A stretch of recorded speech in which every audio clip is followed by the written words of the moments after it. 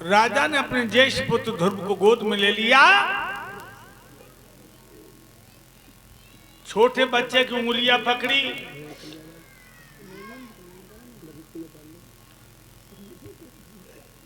छोटी रानी के आंगन में पलंग पड़ा, उस पर बैठ गया। ध्रुव गोद में है, उत्तम घुटनों पे हाथ रख के खड़ा है। तोलो अरे दैया मौसी चौका में तो निकल, और जुबान सौत को लड़ा गोद में देखा, मालूम पड़ा मानो पेटो डाल के आग लगा दी। क्या किया उस पत्थर दिलवाली ने?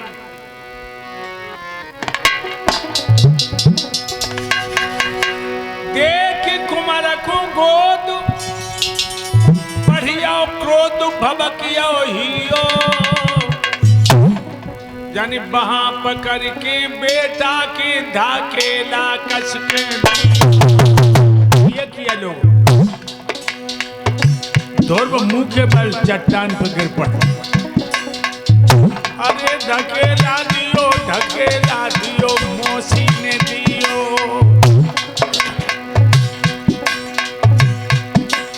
जन बाप पकड़ के कस के रे धकेला पंचो दियो।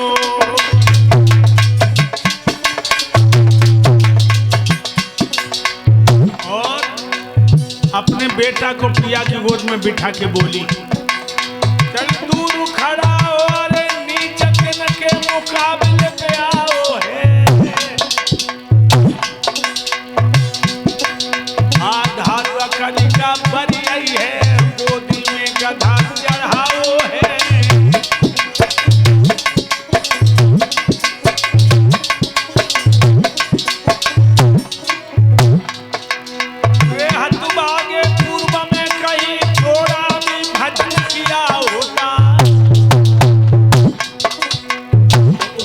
के बदले तूने मेरी कोख से जन्म लिया होता।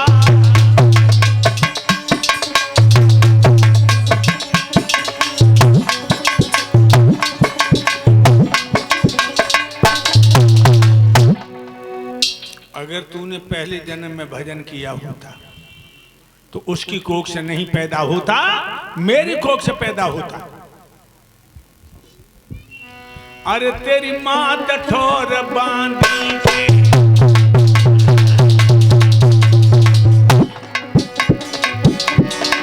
तेरी मैया ठोर बांधी के,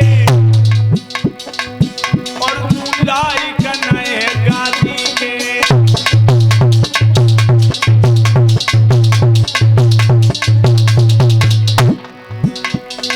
अरे ये वचन सुने हैं रानी के,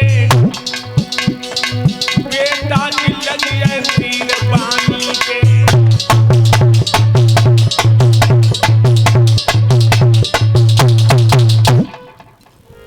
निकल जाएंगे। भक्त वो शुद्ध हृदय वाला बालक अपने दिल पे चोट नहीं सह सका, लज्जा संकोचों में गड़ गया, चुप भी नहीं रहा। आका छत्री का खून था, काले नांग की तरह फुसकारने लगा। उसने एक नजर डाली मौसी के तमतमाते हुए चेहरे पर और दूसरी नजर डाली बाप के चेहरे पर। लेकिन राजा उस औरत का इतना बड़ा गुलाम था, एक भी शब्द नहीं कहा। अरे इतनी कह देता, क्यों मार रही है तू इसे? तेरे लिए सौत का है, मेरे लिए दोनों बच्चे बराबर हैं।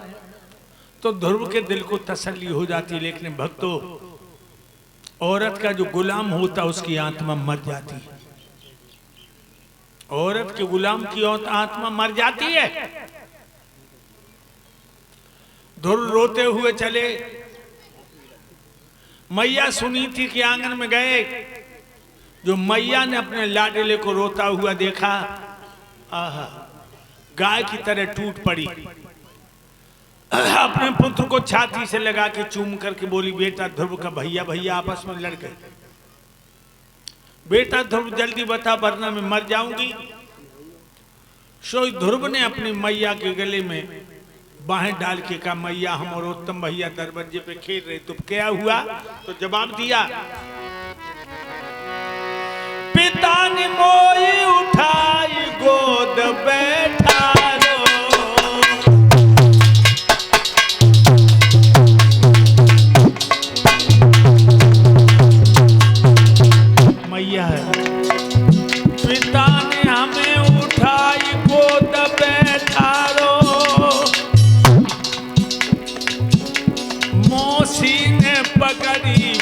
मेरे धकेला मारो।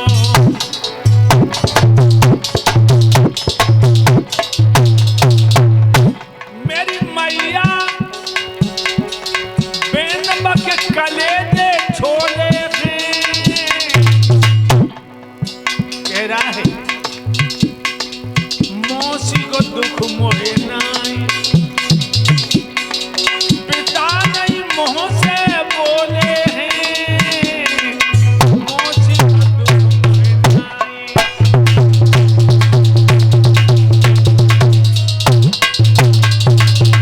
भैया सुन बेटा के बेन मैया की छाती फट गई है।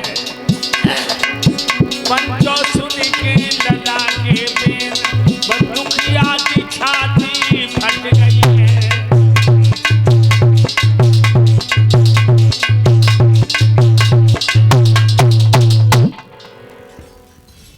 ध्रुव ने जब ये कहा मैया मुझे मौसी का दुख नहीं है, दुख तो ये है कि पिताजी ने कुछ नहीं कहा। मेरे भक्त उस मैया का हृदय विदीर्ण हो गया, लेकिन धीरज बांध के कहने लगी बेटा तुम्हारी मौसी ने सही तो कहा है, हम तुम बड़े अभागे हैं जो भगवान को भूल के दुनिया में अनुरागे हैं। बेटा ध्रुव, जिन्हें तुम अपना पिता समझते वो तुम्हारे पिता नहीं है। ध्रुव बोले मैया फिर मेरा पिता कौन है? माँ बोली बेटा तेरे पिता ओम है, राम है, ईश्वर है, भगवान है, परमात्मा है, परमेश्वर। वे तेरे ही पिता नहीं, सारे जीवों के पिता है। जब बाप की गोद में बैठ के तू अयोध्या का राजा बन जाएगा, लेकिन परमात्मा की गोद अगर मिल गई तो 84 के चक्कर से छूट जाएगा। 5 वर्ष के ध्रुव कहने लगे मैया मेरे राम कहां रहते? मां बोली बेटा हर जगह मौजूद है पर नजर आता नहीं, योग साधन के बिना उसको कोई पाता नहीं। अभी तुम छोटे हो, बड़े हो जाओ जंगल में भजन करने जाना, तुम्हारे पिता तुम्हें वही मिल जाएंगे। ध्रुव कहने लगे मैया मैं तो सियाना हो गया, अगर मैं ध्रुव हूं तो ध्रुव ही बन के रहूंगा। मां तुम मुझे जंगल में जाने की इजाजत दे दो, मैं 6 महीना के अंदर अंदर अपने राम को ढूंढ के लाऊंगा। मां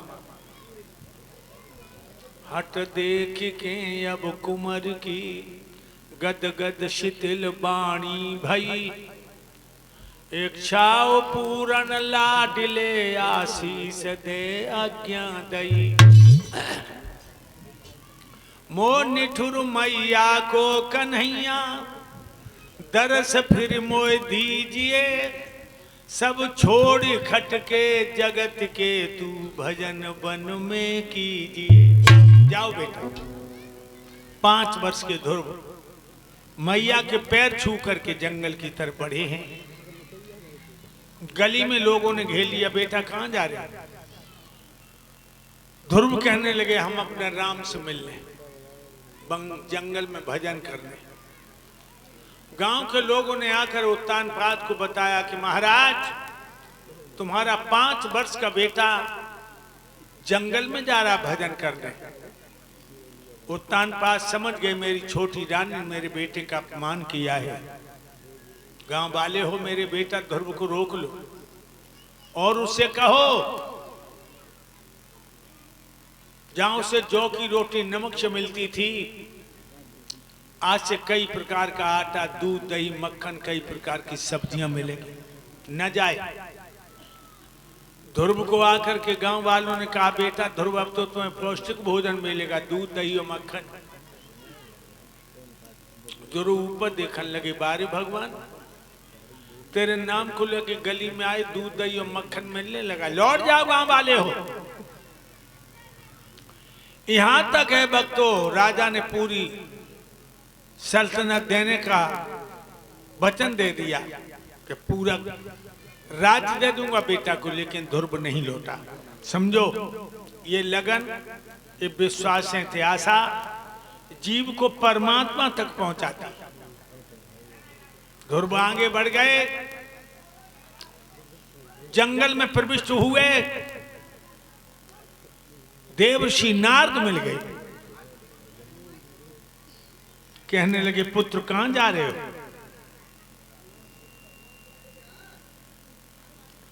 ध्रुव कहने लगे हम अपने राम से मिलने। देवर्षि नारद कहने लगे तेरी मां बड़ी कठोर है, जरा सा बच्चा राम से मिलने जा रहा, अरे जा लौट पीछे, न को शेर को झटका लगा राम तो नहीं मिलेंगे, रामपुर पहुंच जाएगा। कहने लगे ध्रुव मेरी मां जानवरों का भय दिखा चुकी है, लेकिन अब रुकूंगा नहीं, अब तो प्रभु को पाकर के लौटूंगा। तो देवर्षि नारद कहने लगे ठीक है, तुमने कोई गुरु किया? नहीं। जवाब दिया बिना सतगुरु के भगवान का मिलना असंभव है, गुरु बनाना जरूरी है। ध्रुव कहने लगे तो आप ही हमें दीक्षा दे दो। देवर्षि नारद ने 12 मंत्र दिया, 12 अक्षरों का मंत्र। ओम नमो भगवते वासुदेवाय। और कहा जाओ कालिंदी नदी के किनारे कैंथ का वृक्ष खड़ा है,